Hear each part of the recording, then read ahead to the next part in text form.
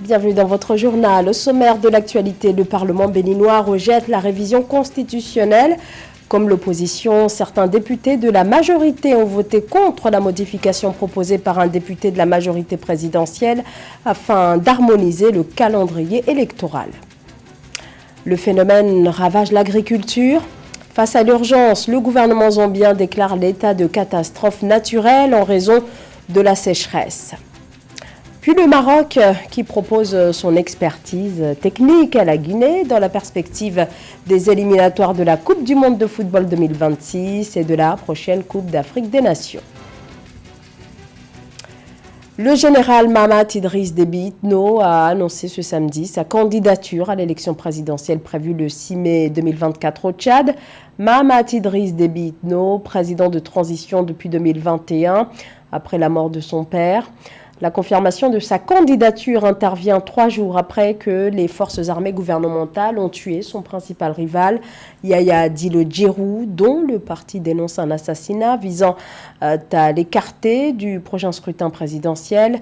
Mahamat Idriss Déby avait promis à son arrivée à la tête du pays de rendre le pouvoir aux civils par des élections après une transition de 18 mois. Il n'y aura pas de révision constitutionnelle au Bénin. Le projet qui a été introduit à l'Assemblée nationale est rejeté. La modification avait été proposée par un député de la majorité présidentielle afin d'harmoniser le calendrier électoral. Alors, à l'instar de l'opposition, des députés de la majorité ont voté contre le projet qui ne touchait pas au verrou qui limite à 2 le nombre de mandats présidentiels. Malgré cela, le projet échoue donc à la première étape du processus de révision. Reportage, Lefti Ounouf. Les députés de la 9e législature du Bénin ont rejeté la recevabilité de la proposition de loi portant révision de la Constitution validée par la Commission des lois de l'Assemblée nationale aux premières heures du samedi 2 mars 2024. L'examen de la proposition de la loi, qui a démarré dans la nuit du vendredi aux environs de 22 heures, en présence de 108 députés votants, s'est soldé par 71 voix pour, 35 contre et 2 abstentions. Il fallait au moins 82 voix pour, soit les 3/4 des 109 élus que compte le Parlement, pour la prise en compte de la proposition de loi initiée par le député de la mouvance, Hassan Seibou. Parmi les 35 votants contre la modification de la Constitution, figurent principalement les 28 députés du parti d'opposition Les Démocrates, présidé par l'ex-chef d'État Thomas Bouni Yahi, qui siège à l'Assemblée nationale. Nous avons voté contre la recevabilité de cette loi parce que toutes les conditions républicaines ne sont pas réunies pour y aller. Dans ce contexte un peu sensible, il nous faut obligatoirement des assises nationales consensuelles. Au regard de la tension sociopolitique engendrée par la proposition de loi portant révision de la Constitution du député Hassan Seibou, le président Patrice Talon, à travers une conférence de presse, a exprimé en février 2024 son opposition à la modification de la loi fondamentale du Bénin, précédemment modifiée en 2019. Mon collègue et président Hassan Seibou a introduit une proposition de révision à la recherche de solutions aux problèmes qui pointent à l'horizon des élections générales de 2026. Nous avons pensé trouver un consensus autour de cette proposition. Nous avons espéré y parvenir, mais à l'arrivée, nous n'y sommes pas parvenus. Puisque ça n'a pas été fait aujourd'hui, rien ne nous empêchera de trouver les voies et moyens pour que nous puissions avoir des élections inclusives et transparentes et que les meilleurs, les gagnants, soient nous parce que nous sommes du côté du grand peuple. Merci, Président. À noter que la proposition de révision de la Constitution rejetée fait suite à une décision de la Cour constitutionnelle rendue en janvier 2024 qui ordonne au Parlement la mise en conformité de certaines dispositions du Code électoral avec la Constitution en vue d'organiser le parrainage des présidentielles de 2026. Par ailleurs, des députés du groupe parlementaire Union progressiste, le Renouveau et les démocrates ont introduit 2 propositions de loi portant modification du Code électoral qui devront être examinées. Au Cameroun, le tribunal militaire de Yaoundé a annoncé ce vendredi la fin de l'information judiciaire sur l'assassinat du journaliste Martinez Zogo, dont le corps mutilé a été trouvé le 22 janvier 2023 sur un terrain vague de la banlieue de Yaoundé. Martinez Zogo dénonçait la corruption au sommet de l'État. La clôture de l'information judiciaire intervient moins d'une semaine après la requalification des chefs d'accusation contre certaines des personnes mises en cause. Certains prévenus sont désormais poursuivis pour complicité d'assassinat, tandis que d'autres devront quant à elles répondre de l'accusation d'assassinat. Il s'agit notamment de 3 éléments de la DGRE, le service de contre-espionnage camerounais, l'homme d'affaires Jean-Pierre Amougou Belinga et Léopold Maxime Eko, anciens dirigeants de la DGRE, seront eux finalement poursuivis pour complicité de torture. La date du procès n'a pas encore été communiquée. Les femmes en politique, un long chemin avant d'atteindre la parité. Où en est le Sénégal dans ce domaine? Le pays a voté en 2010 une loi qui impose la parité absolue, mais les défis restent encore nombreux. À quelques jours de la Journée internationale des droits des femmes, le Premier ministre a annoncé la mise en place d'une instance visant à accroître la présence des femmes dans les organes décisionnels. Tchekomar Kamara. Au Sénégal, le Premier ministre Amadou Ba a présidé vendredi 1er mars 2023 une réunion exceptionnelle en prélude à la Journée internationale de la femme. À cette occasion, il a annoncé une série de décisions majeures visant à accroître la présence des femmes dans les instances décisionnelles. Lors de cette rencontre hautement symbolique avec les organisations de femmes, le Premier ministre a annoncé la création du Conseil national des femmes du Sénégal, une autre parmi 10 mesures dont la mise en œuvre se traduira par une plus grande autonomisation de cette population. La première recommandation, elle est adressée au ministre de la Femme qui veillera à institutionnaliser la tenue annuelle d'un conseil interministériel sur genre et développement pour partager le rapport annuel sur l'autonomisation de la femme, la revue de la politique d'égalité hommes-femmes, la réponse aux violences faites aux femmes et aux enfants. La deuxième recommandation, le ministre de la Femme toujours prendra les dispositions utiles en relation avec le secrétaire général du gouvernement pour soumettre à validation le projet de décret portant création du Conseil national des femmes du Sénégal. Ces mesures témoignent de l'engagement résolu du gouvernement sénégalais en faveur de l'émancipation des femmes et de la valorisation de leur expertise dans tous les domaines. En prenant des décisions concrètes pour promouvoir l'égalité des genres, le Premier ministre Amadou Ba a une fois de plus démontré sa volonté de construire une société plus inclusive et équitable pour tous. Gouvernement du Sénégal, sous le magistère du président Macky Sall, a réalisé des investissements massifs en faveur des femmes, démontrant ainsi son attachement constant au respect des droits des femmes ainsi que leur autonomisation.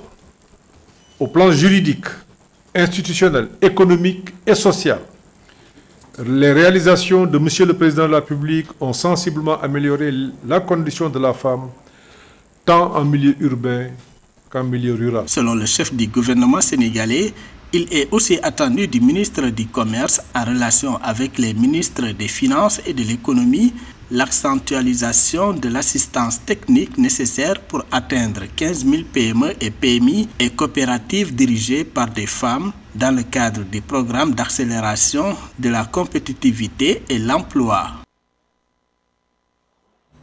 Le gouvernement zambien a déclaré ce jeudi l'état d'urgence et de catastrophe naturelle nationale. Pour le président Hakainde Hichilema, cette décision vise à faire face à l'ampleur de la sécheresse qui touche désormais 84 des 116 districts du pays, entraînant d'importantes pénuries d'électricité et une aggravation aussi de l'insécurité alimentaire. Nathalie Mo. 1 million de ménages dépendants de l'agriculture sont affectés par la sécheresse en Zambie. Face au phénomène météorologique El Niño, responsable d'une hausse sensible de 1% de la température globale, le président zambien Hakainde Hichilema a déclaré l'état de désastre national dans le pays. Le 29 février 2024, le chef de l'État a révélé les impacts économiques et humanitaires de la sécheresse dans le pays, privé de précipitations depuis 5 semaines consécutives. We hereby declare the prolonged drought spell as a national disaster Nous déclarons la période de sécheresse prolongée une catastrophe nationale et une urgence. Au niveau national, la superficie plantée en maïs est estimée à 2,2 millions d'hectares, dont environ 1 million d'hectares ont été détruits. Cela affecte également notre programme de développement économique. This obviously, as one would expect, affects negatively our economic growth agenda. 84 des 116 districts que compte la Zambie sont en situation d'urgence en raison des conditions météorologiques inhabituelles. Les vagues de chaleur ont dévasté la production alimentaire et la production d'électricité. Le président Hichilema a annoncé un plan de riposte humanitaire visant à éviter l'insécurité alimentaire. Il prévoit également l'importation de l'électricité alors que la Zambie va connaître une pénurie énergétique de près de 500 mégawatts d'ici décembre 2024. We shall channel more resources towards humanitarian relief purposes to ensure that our affected citizens. Nous consacrerons davantage de ressources aux objectifs de secours humanitaire pour garantir que nos concitoyens sinistrés ne souffrent pas de la faim. Nous allons importer de l'électricité supplémentaire et rationner la consommation d'énergie ainsi que promouvoir les sources d'énergie alternatives. We will also promote alternative energy sources. Contre les aléas climatiques, le président Hakainde Hichilema envisage d'opposer des mesures à court et long terme. Dans l'immédiat, le chef de l'État zambien prévoit de réaligner le budget 2024 du pays aux besoins découlant de l'urgence climatique. Il mise également sur la solidarité nationale pour une meilleure redistribution des produits agricoles des zones peu touchées par la sécheresse vers les zones nécessiteuses. De plus, il engage le gouvernement à accroître les investissements dans la modernisation des méthodes d'irrigation agricole. Dans la perspective des éliminatoires de la Coupe d'Afrique, de la Coupe du Monde 2026 et de la Coupe d'Afrique des Nations de football 2025, le Maroc décide d'offrir son expertise technique à la Guinée. Des représentants des deux fédérations se sont rencontrés cette semaine. Au cœur des échanges, la nécessité de mettre aux normes internationales la pelouse du stade Lansana Conté, situé dans la banlieue de Conakry, afin de permettre au Sili national d'accueillir des matchs à domicile. Joël Ballot. Dans l'optique de renforcer le partenariat sportif entre le Maroc et la Guinée, la Fédération marocaine de football offre son expertise technique à son homologue guinéen en perspective des éliminatoires de la Coupe du Monde 2026 et de la CAN 2025. Le 28 février 2024, la visite d'Omar Kiari, conseiller du président de la Fédération royale marocaine de football à Conakry, avait pour objectif de mettre en place un dispositif pour permettre au stade Lansana Conté de Nongo de répondre aux normes internationales. Dans le cadre du partenariat que nous allons faire et que nous allons discuter avec plus de détails du siège de la FEGIFOOT, il y a un aspect sur l'infrastructure. Donc, je suis venu aujourd'hui avec un ingénieur de l'Agence nationale de l'équipement public marocain, spécialiste des pelouses, qui est donc venu pour faire une visite de terrain, récupérer un maximum d'informations et de plans pour pouvoir proposer à la FEGIFOOT une assistance technique et une expertise technique pour pouvoir changer la pelouse du stade général Lansana Conté et permettre à la Fédération guinéenne de football de pouvoir accueillir sur son sol des matchs qualificatifs et à la Coupe d'Afrique et à la Coupe du Monde avec l'homologation de la CAF. Cette expertise bénéfique au développement du football guinéen devrait permettre au Sili national, qui jouait jusqu'alors ses matchs au Maroc, de les organiser sur son propre terrain. Le Maroc donc s'est engagé à nous accompagner pour bâtir une pelouse toute neuve afin donc que les compétitions aient lieu, mais aussi les vestiaires, parce que les deux vont de pair. Et le cabinet d'architecture en rapport avec la direction du stade et sous l'égide du ministère en charge des sports, nous allons voir ensemble comment déménager par exemple les vestiaires du côté opposé de la loge officielle pour que la presse ait la possibilité par exemple de créer une zone mixte et de pouvoir contacter les footballeurs. Pour rappel, le Sili national de Guinée est le prochain adversaire de la sélection algérienne de football en phase de poule du Mondial 2026. Le choix de la Fédération algérienne de football s'est finalement porté sur l'ancien entraîneur des Girondins de Bordeaux. Le Suisse Vladimir Petkovic est le nouveau sélectionneur des Fennecs. Il succède à Djamel Belmadi, limogé après l'élimination de l'équipe algérienne dès le premier tour de la dernière Coupe d'Afrique des Nations. Joël Ballot. Après plusieurs semaines d'attente, la sélection algérienne de football connaît le nom de son nouveau sélectionneur. Il s'agit du Suisse Vladimir Petković. L'annonce a été faite par la Fédération algérienne de football le 29 février 2024. Vladimir Petković, 60 ans, remplace Djamel Belmadi à la tête des Fennecs depuis 2018 avec à la clé un titre de champion d'Afrique en 2019. Sauf que depuis lors, l'équipe a entamé une série de défaites marquées par des sorties prématurées au premier tour des CAN 2021 et 2023. Malgré la sortie prématurée de l'équipe nationale de la CAN Côte d'Ivoire suite à celle du Cameroun, toujours au premier tour, Djamel Belmadi bénéficie d'une cote de popularité qui a été peut-être entamée, mais qui reste assez conséquente. Ancien footballeur, Vladimir Petković a dirigé au cours de sa carrière de sélectionneur l'équipe nationale de Suisse, plusieurs équipes turques, italiennes et françaises. Le nouveau patron du banc de touche de la sélection algérienne de football aura pour mission de mener les Fennecs à la CAN 2025 ainsi qu'à la Coupe du Monde 2026. Il faut savoir que la fédération lui a fixé comme principal objectif de qualifier l'équipe qui est aujourd'hui leader du groupe avec 6 points, de la qualifier à la prochaine Coupe du Monde. Ça, c'est l'objectif principal.